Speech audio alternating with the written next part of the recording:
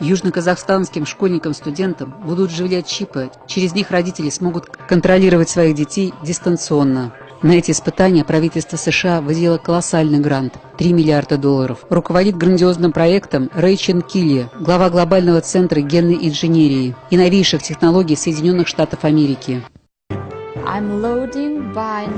Это очень быстрая и безболезненная операция. Чип в жидкообразном состоянии вводится под кожу. После этого в теле человека он преобразовывается в твердое состояние. Устанавливается связь напрямую со спутником. Чипированного можно контролировать с помощью мобильных устройств, установив специальную программу, куда вводится ID-номер человека и специальный пароль. Вживление чипа – это минутная операция, после которой почти не остается следов. Но после открываются колоссальные возможности контроля над действиями человека.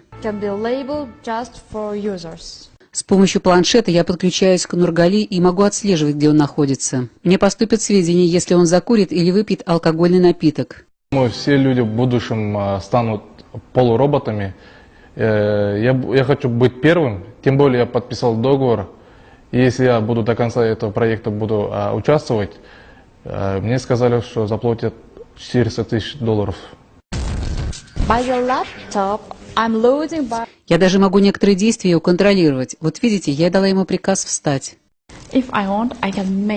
Я могу его научить говорить на любом языке.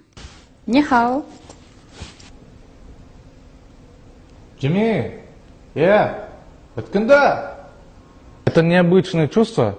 Я понимаю все, что я делаю, но контролировать себя не могу. Как-то все новейшие технологии, проект нравится.